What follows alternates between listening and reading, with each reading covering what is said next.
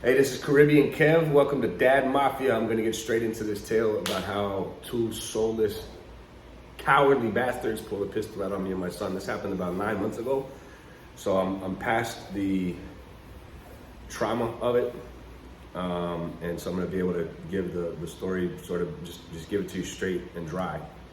And I've done a lot of takes of it and they're more emotional. And I'm going to just tell you straight up what happened. But like any good dad, I'm gonna draw out the story a little bit with some context. And the context is that this school, we found out about it because we used to live just 3 or 4 blocks and it was super walking distance. But then we moved. That's another story. Why we moved. So now we're like a mile away from this school and it's still walking distance, but you're looking at like a 25, 30-minute walk. And I said, I'm gonna walk him and that'll give us some extra bonding time, get him more outdoors time, And I decided against it because it's a very unsafe city for pedestrians. People don't respect, red lights. They don't respect one-ways. They're driving the wrong way down a runway. They're in the damn motorcycles on the sidewalk. Man, it's crazy. And I didn't want to deal with that every day. And the other reason is it's just become increasingly violent in the past 18 months, man. Bad.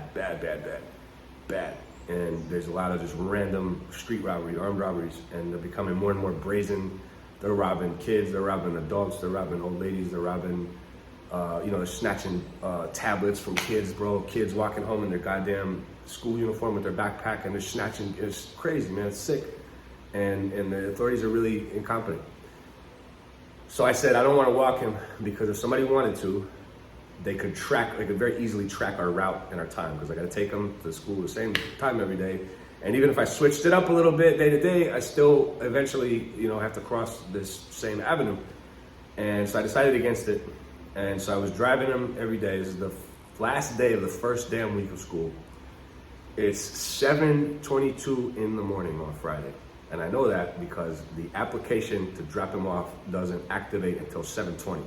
So I looked down and I said, okay, it's ready. Boom. I said, he's here. So I pull up to the same damn spot that I've been dropping him off at all week. And I already had a bunch of jitters about this. This is his first time taking him to any sort of daycare or anything, so any parent, I'm naturally would feel nervous about that. So taking him to school, and every day I had done this by myself, except for the first day. So this day, his mom is with us, and so we park in front of the same damn house that we've been parking in front of every week, every day. Get out.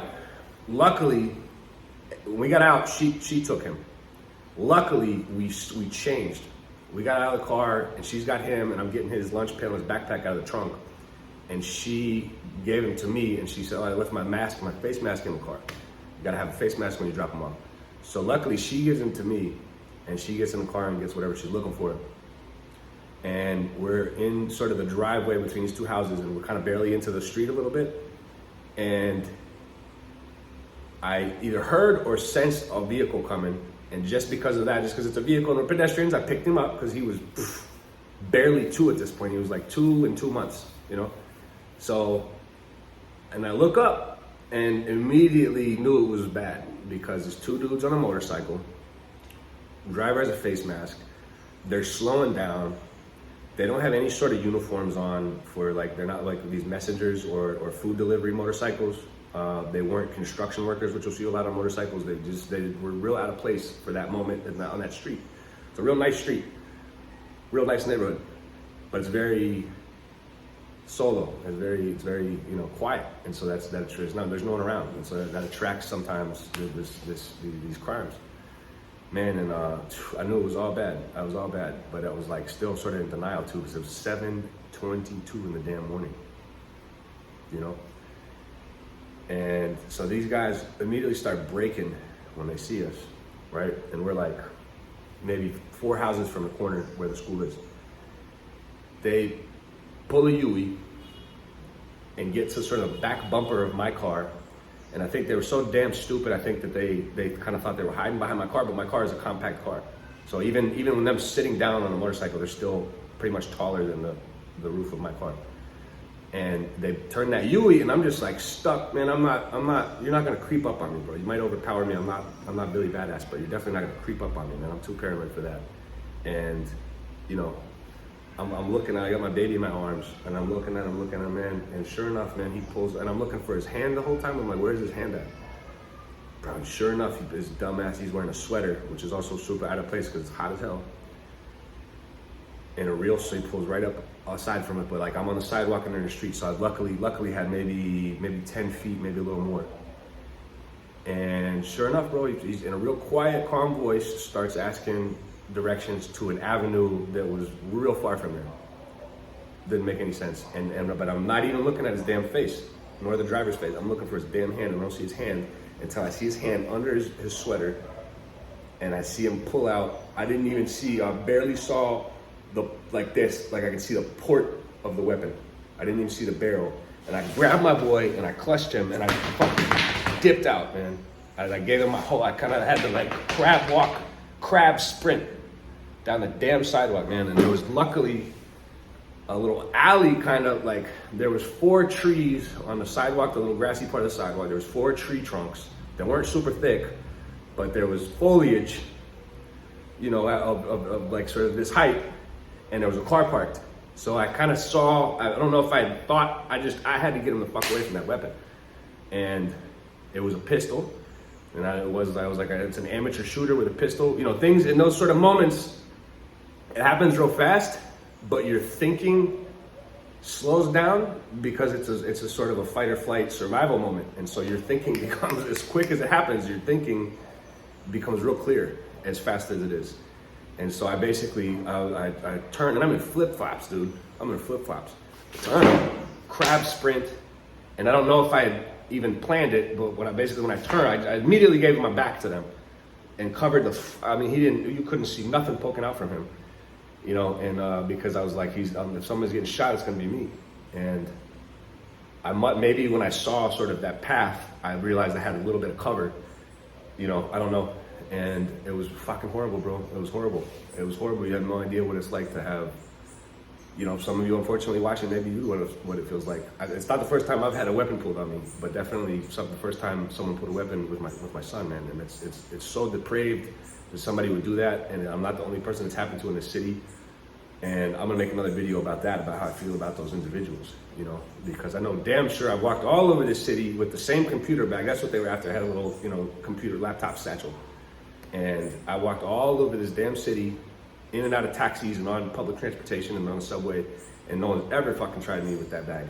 But you see me with my boy, and then you feel brave. That's fucked up. I got something real special for people like that. And so anyways, I didn't, later, his mama told me that they had it, the whole time we're running, they're aiming at us. And god damn, man, you know, I'm fully conscious of the fact that I've got a weapon pointed at my back and that I might get shot. And I just was not even worried about that. I was worried about covering him. And I was like, I hope whatever they got, and I'm sure it was probably a 9mm, you know, and I'm just like, I hope it doesn't make, you know, I think 9s do that, right? But like, I'm just like hoping whatever they got, if they hit me, I hope it doesn't get to him, you know? And in the moment I heard her screaming. And later she told me it was because of that, because they when they pulled it out, I'm already dead, but I'm fast. I play soccer 3-4 times a week. I'm quick, man. I'll dip out on you. And she said basically that, you know, they had it pointed at me, man. And so she started screaming. She's like, por favor, no disparen. And that's when I realized like that she was dealing with they might shoot her. And he's gonna lose his mom for no fucking reason. For no fucking reason, bro. And I wasn't even thinking about the damn bag at the moment. You know, I got an Apple in there or whatever, a MacBook. I don't give a fuck about that. I'm not thinking about that, man. I'm thinking about the most valuable possession I got in my whole world.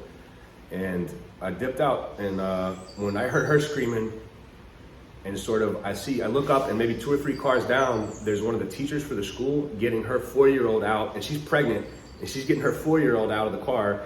And I think when I saw them, I started feeling a little bit of hope, because I was like, there's witnesses, there's people around, you know?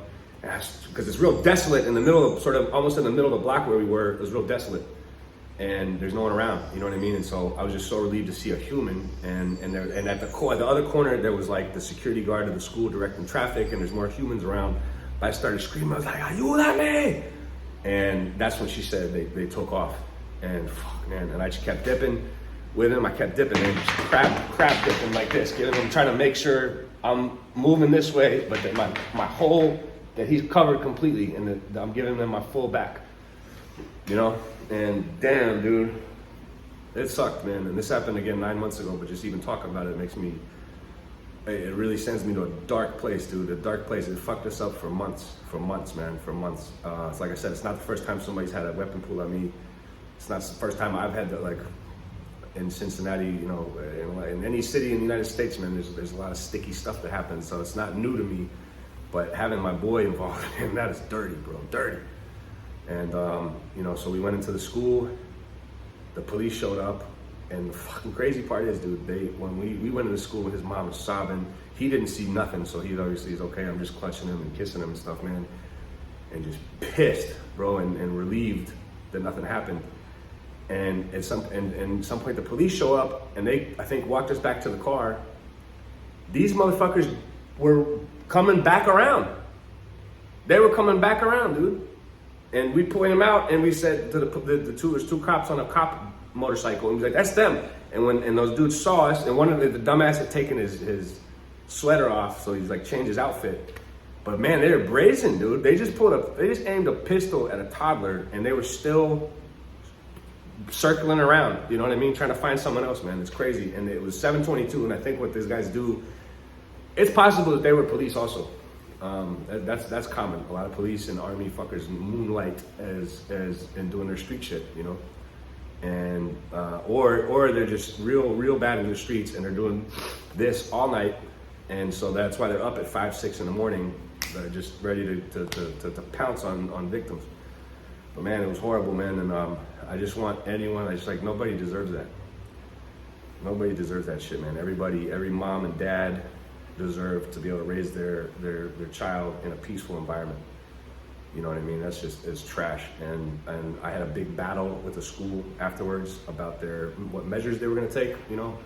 Initially, I was very disappointed at their reaction because they would not guarantee me, you know, at least if I was the school, at least I'm gonna give you lip service and say, you know, yeah, whatever it takes. And they were just giving me a bunch of, they were embarrassed. They were embarrassed that it happened. And, you know, I knew a few other parents already because of just community relations, friends. So I spread the word, and I was like, everyone watch your back. And they took that as like I was exaggerating or something. And I won't get into all that because we made peace, you know, but because of the stink I made, they put a patrol out every damn day the rest of the school year in front of the school, which should not be a luxury for any, this is a private school, you know, but that should not be a luxury for any student. Every damn student in any school in whatever country should have, you know, the basic human right of security. And so that's how I feel about it, man. The one thing that helped us out too was there was this dog. The reason I was kind of walking into the street with him in the first place is because the house where we were parked in front of always, that whole week, there was a big ass German Shepherd. And so every day I would walk my boy past that house, and the German Shepherd would go off, you know, sticking his snout through the gate. And that helped us because he went out, he was barking at us when we got out of the car, and then when the commotion happened, he damn sure went out, a German Shepherd went off. Rah, rah, rah, rah. And even though those dudes probably can, if you've got the presence of mind to think about it, you know he's not gonna jump. It was a fence he wasn't gonna be able to jump over. But knowing that people are scared of dogs, and so like that helped them take off too. The noise plus the just like, you know, a big dog like that will make anyone back up. So anyways, this is one of my big tales. I got a lot of tales about being a dad, and this is one of the first videos that I'm gonna drop. And I really appreciate your support. Like and subscribe, and be safe out there. And hope you're dadding right. Drop a comment and share any story, any similar to your stories that you got, you know. Appreciate you guys, thanks.